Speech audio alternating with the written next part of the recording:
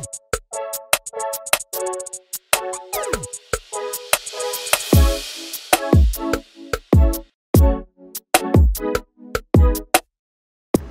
Sobat Auto Second, jadi di sebelah saya ini sudah ada satu unit Toyota Yaris generasi kedua, yaitu TRD Sportivo. Dan ini kerap dipanggil dengan istilah Toyota Yaris Lele. Nah, Yaris ini ada yang suka, ada yang enggak. Jadi akan kita bahas sisi negatif dan positif dari Toyota Yaris Lele. Kita ditemani sama Bro Sidik yang punya mobil Toyota Yaris ini.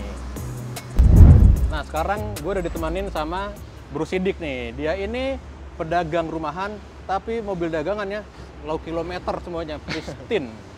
Nah, jadi kita langsung ngobrol-ngobrol aja nih sama Bro Sidik nih. Siap.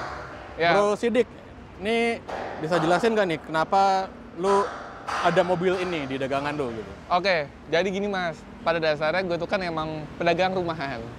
Asal harga cocok, oke, tinggal salaman gitu kan, terjual. Tapi memang dasarnya kalau gue itu mobil yang gue ambil emang mobil yang gue suka aja sih Mas. Jadi agak saklek juga. Jadi mobilnya sebenarnya kalau dicek di Instagram itu lagi. Karena emang basicnya emang gue ambil yang gue suka. Nah, kemudian kalau Yaris itu buat gue jadi kayak mobil kecil yang memang wajib dimiliki di rumah Mas. Karena selain dipakai kan mau dijual juga. Jadi harus nyaman dipakai dulu. Kenapa begitu? Karena mesinnya Mas. Oh, mesinnya kenapa nih? Udah swap atau apa nih? Mesinnya kalau gue sih suka banget Mas. Mesin 1 NZF-E itu tuh udah mesin badak, mesin taksi.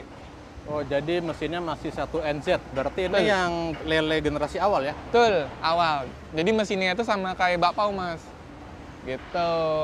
Mesinnya badak, bensinnya irit, ngerawatnya gampang, responsif dari mesinnya tuh, wah gila sih, sekali towel gas tuh udah cukup banget gitu, beda sama mesin 500 yang lainnya. Oke. Gitu. Nah, ini kita bahas dari eksterior dulu ya. Oke. Jadi kalau dari eksterior ini, karena ini tipe TRD, Betul. jadi dilengkapi dengan body kit ya, di Ya. sekelilingnya ya. Body kitnya tuh ada di bumper depan, side skirt, kemudian di roof spoiler ya, di bagian atas sama bumper belakang ya. Betul. Nah, jadi kalau yang ori itu dia ada sealant pabrik begini ya? Iya, karet, tambahan karet lah di body kitnya, warna abu biasanya. Nah, terus lagi-lagi karena ini kan tipe paling tinggi Mas. Jadi dia bawaannya udah proyektor, ya walaupun masih bohlam. Oh ya, ada proyektor ya? Iya, tapi kalau mau ganti yang putih gampang lah, tinggal ganti LED. Terus dia juga, karena TRD selain body kit dia punya DRL nih Mas. Oh, udah ada ya, Iya, DRL ya? udah ada. Paling itu ya kalau dari luar kasat mata apalagi ya. Jadi emang kalau yang TRD generasi 2 ini emang beda ya sama yang bakpao ya. Betul. Bakpao dulu ada yang full ya. Full TRD. Full TRD ya, sampai pernya ganti Iya. ya. Per, shock body breaker, kit, muffler, ya. sama velg tuh TRD yang Yaris Bakpao 2011. Nah, Itu the real TRD tapi barangnya susah. barangnya gelap. Nah, kalau yang ini lebih ke kosmetik TRD-nya. Betul. Nah, ini kita langsung bahas ke dalam ya. Boleh. Ayo. Sekarang kita akan bahas interior dari Toyota Yaris Lele ini. Tuh. Bro Sidik, ini apa sih keunggulan Yaris Lele ini kalau interior? Gua nggak pernah tahu nih sebenarnya. Oke. Ini gue nge-compare sama Bakpao aja ya, di mana generasi sebelumnya. Jadi gini, ini yang sepengalaman gue Mas ya, karena cukup sering juga jualan bakpao kan. Jadi menurut gue ya Mas, Lele itu cocok buat orang yang bisa dikatakan punya anak satu lah. Kenapa gitu? Karena dari space-nya akomodasi penumpang atau kita di baris depan agak lebih lega. Dan bagasinya lebih luas. Jadi kalau kita naruh stroller, masih pengalaman gue pribadi ya, karena kan gue juga punya anak, itu lebih enak. Oke. Kalau bakpao itu ngepas. Oke. Jadi gitu kalau agak butuh space agak luas, mungkin Lele bisa jadi opsi gitu. Tapi Lele akomodasi barang kayak tempat minum yang biasa di dashboard kayak bakpao nggak ada. Nah, itu yang hilang. Bikin gue agak susah suka sama Lele ya, karena penyimpanannya lebih dikit tuh dibanding yang bakpao. Bakpao kan laci 1, 2, 3, 4, ada cup holder di sini ya kan. Nah, kemudian juga tadi kan Bro Sidik bilang ada pengalaman pribadi tentang bagasi ya. Betul. Nah, kalau saya sendiri pribadi itu pengalaman pakai Yaris bakpao saya bawa 4 velg 17 inci dengan ban, itu 4-4-nya bisa tidur posisinya dengan posisi jok belakang dilipat. Tapi kalau yang lele saya juga pernah bawa velg yang sama, saya masukin ke lele, itu cuma 2 velg bisa tidur, sisanya berdiri. Jadi menurut saya tuh sepertinya lele ini kabin lebih luas tapi lebih manjang, bukan lebih lebar. Kalau bakpao tuh lebar gitu. Lebar. Apa ya? Ngebantet. Bakpao bener bakpao jadinya. Jadi bakpao, betul. Kalau dia manjang ya. Tuh. Nah, terus sama yang saya kurang suka tuh ya sama lele itu ya.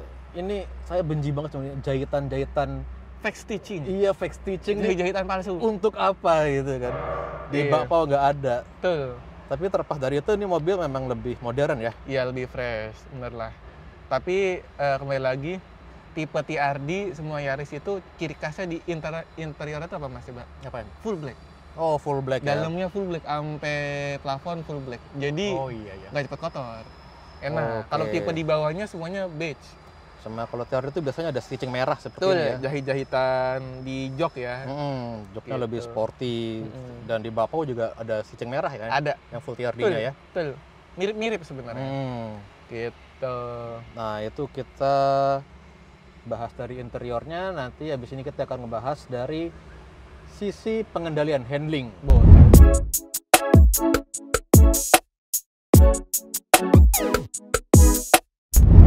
Nah, Sobat Auto Second, kita akan ngebahas sisi handlingnya ya, karena Yaris Lele ini kan secara wheelbase lebih panjang daripada Yaris bakpao. Jadi pasti akan berpengaruh pada handlingnya. Nah, Bro Sidik kan pernah punya bakpao sama Lele ya. Gimana handlingnya ini menurut Bro Sidik? Sebenarnya gini Mas, kalau dari rasa berkendara jujur lebih rigid bakpao. Lebih rigid bakpao ya? Kalau dibilang keras, mungkin kerasnya mirip-mirip, tapi karena dia tadi yang Mas bilang, wheelbase-nya lebih pendek, otomatis dia lebih ngedirect kalau kita ngestir. Lebih nurut. Lebih nurut. Kalau ini kan emang wheelbase-nya kelihatan banget ya, lebih panjang, otomatis ya belakangnya ketinggalan. Cuman enggak berarti limbung ya, tetap rigid tapi agak beda. Mungkin ada sensasi kayak sedan dikit kali ya? Iya. Karena dia lebih panjang ya? Betul. Nggak se-direct yang bakpao. Betul. Kalau bakpao tuh mirip-mirip Brio lah, Brio yang awal. Iya. Itu jadi mirip. bener mana-mana langsung compact ya, langsung set. Iya, bener. Belusukan enak. Nah, jadi saya tuh pernah ya test drive ini mobil ya, dan salah satu hal yang paling nggak sukanya itu adalah U-turn-nya ngaco. Ini juga nggak?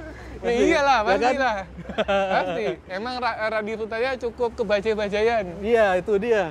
Makanya kalau biasa nyetir bakpao, terus tiba-tiba nyetir lele, pas U-turn itu pasti beda. Bingung. Jujur beda banget. Tentu beda. Kok begini muternya? Iya. Ya kan? Ini senasib sama Vios nih. Oh gitu ya? Senasib sama Vios Gen 3. Gen 3 ya? Gen 3 sama ini, kan sepantaran. Gen 3 yang lampunya udah panjang juga yang ya? udah persis begini, yang dashboardnya sama. Gitu, itu senasib sih. Oh sama ya, U-turn-nya sama melebar ya? Sama-sama. Karena untuk mobil kelas hatchback ya, compact hatchback gitu ya, dimensi U-turn-nya nggak compact menurut saya. Iya, harusnya lebih bisa patah lagi sih. Iya, harus bisa lebih patah lagi. Harusnya. Gitu. Nah itu salah satu kekurangannya, cuma memang kalau secara handling ya, ini ada peningkatan ya, sedikit tapi ya. Peningkatan, ya. Ada peningkatan sedikit, cuma kerasnya ya kurang lebih sama sih, bener. Kerasnya kurang lebih sama ya. Sama kalau buat keluarga gimana? Masih enak nggak? Kalau untuk keluarga, alhamdulillah no komplain. No komplain ya? Suka, kalau overall, kalau ngomong namanya keluarga kan nggak gitu, apalagi istri nggak gitu ngerti mobil. Dia naik, ngerasain antara bakpao sama lele. Kalau untuk kita berempat, lebih enak ini, jujur aja. Karena gitu. Luas, lebih panjang. Lebih panjang ya? Bagasinya juga lebih memadai. Tapi kalau di saat itu saya baru, gue belum punya anak, baru berdua aja, bakpao terbaik sih. Jadi itu. Jadi kalau masih pengantin baru, bakpao tuh lebih suitable, lebih cocok. Tapi kalau udah ada anak, udah mulai bawa stroller, ini jadi pilihan buat upgrade ya. Betul. Daripada pusing, beli dua-duanya. Beli dua-duanya, jadi pengantin baru langsung lanjut punya anak, terus beli mobil. Nah, habis ini kita bahas sektor mesin nih. Yuk, dapat. Sekarang kita akan bahas sektor kesukaannya Bro Sidik, mesin. Dia tadi bilang awalnya suka banget sama mesinnya. Betul. Kenapa sih emang? Jadi kalau yang gue rasain tuh Mas, karakter mesin 1NZ EV ini tuh memang responsif banget. Towel dikit ngacir. Beda sama yang Yaris setelahnya yang model bisa dibilang Joker ya. Ya, Joker. Yang 17 ke atas itu mesinnya udah 2 NR yang dipakai Sienta juga. Kalau gue pribadi lebih suka mesin ini. Yang pertama tadi lebih responsif, bandel, mesin taksi, hemat BBM, ya mesin 1500. Ibaratnya mau kakinya disekolahin mau kagak segitu-gitu aja bensinnya. Itu enak. Paling kalau kelemahannya mesin ini bukan kelemahan ya, memang karakter mesin NZ itu kan panas. Jadi dia rawan berkerak. Kenapa berkerak? Mungkin sering telat ganti oli.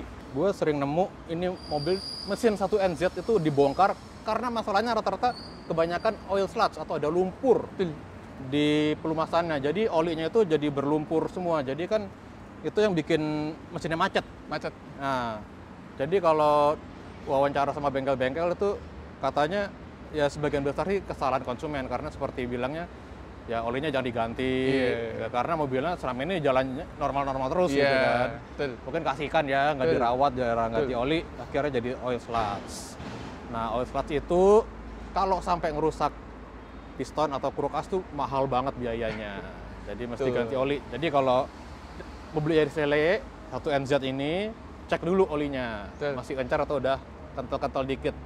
Biasanya bisa cek di dipstick ya biasanya. Dipstick atau buka tut poli. Ya, buka tut poli. Cuman ini Mas, kalau memang agak kelihatan kotornya nggak gitu parah, kalau gue masih toleransi kan, gue kadang ngeliat unit, kalau masih kotor banget, tipis-tipis masih toleransi, kadang ganti oli sama flashing udah beres. Oh, oke. Itu, cuman kalau keraknya udah kacau banget, udah kayak lumpur, skip dulu dah. Karena terus terang emang mesin ini mesin panas, jadi takutnya pemilik sebelumnya agak suka telat. Ya, gitu kurang aja. care lah ya. Kurang care sama mobil. Nah, tapi kalau ada oil sludge gitu sebenarnya bisa dipakai solusi ini sih. Jadi ganti olinya 2 kali. Betul. Nah, jadi oli yang bawaan mobil dikuras dulu.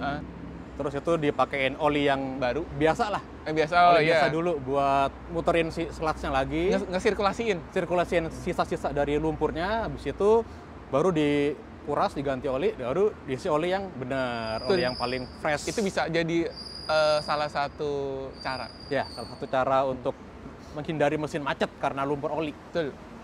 Selebihnya mobil ini so far top. Matic-nya juga dia masih Matic konvensional, 4-speed biasa. Makanya yang tadi gue bilang nih mobil top.